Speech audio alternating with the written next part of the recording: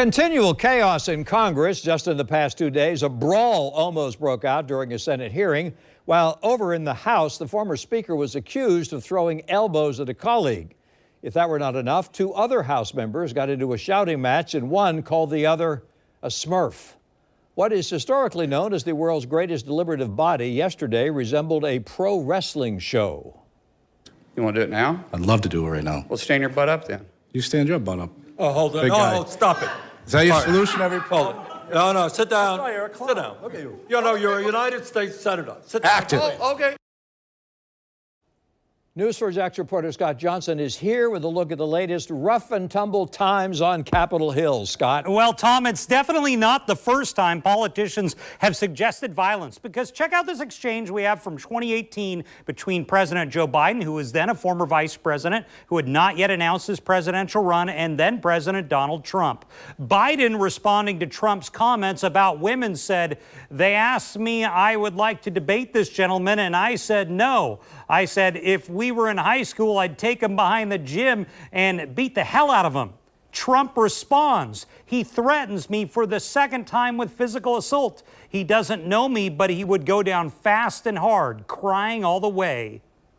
Everything blew up yesterday in a Senate hearing room when Oklahoma Senator Markwayne Mullin, who's also a former MMA fighter, tried to fight a Teamsters boss, and Senator Bernie Sanders has to calm things down. You want to do it now? I'd love to do it right now. Well, stand your butt up then. You stand your butt up. Oh, hold on. Big guy. No, stop it.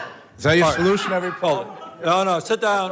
Sit down. Look at you. You know, you're a United States Senator. Sit down. Active. Oh, okay. Sit down, please. Then today, Mullin on CNN. First thing I thought of when I stood up, I thought, I'm going to break my hand on this guy's face. I'm going to take my wedding ring off. Because when you're fighting, you learn how to punch correctly. You really shouldn't break your hand, but when you aren't doing it with raps. So you actually thought you were going to come to blows in that moment? I had full intentions of doing that. Absolutely. We've chronicled this brewing issue between the two on the Going Ringside TikTok channel for months. I recorded this video when riding in the backseat of a car after their first confrontation in March was followed by tweets. Some senator out of Oklahoma named Markwayne Mullin just challenged a Teamsters boss to a cage fight in the state of Oklahoma. This is getting crazy.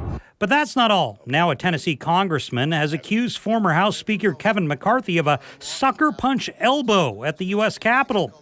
There was also this exchange in January between McCarthy and Florida Congressman Matt Gaetz when another politician had to be restrained. And not to be outdone, Congressman James Comer of Kentucky said Congressman Jared Moskowitz of Florida looked like a Smurf during a hearing yesterday.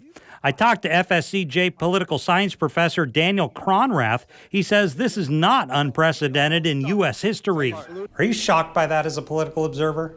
I am in today's environment. You know, back in the early part of the United States during the 1800s, our legislature wasn't nearly as professional. In fact, in 1856, there was a representative from the House of Representatives who literally came into the Senate chamber and attacked Senator Sumner with a cane, almost beating him to death. And our local politicians are reacting. Check out this post on X by Congresswoman Kat Cammack with fighter punching a dummy. She writes, "Yes, everyone is in fight mode, apparently." Back to you.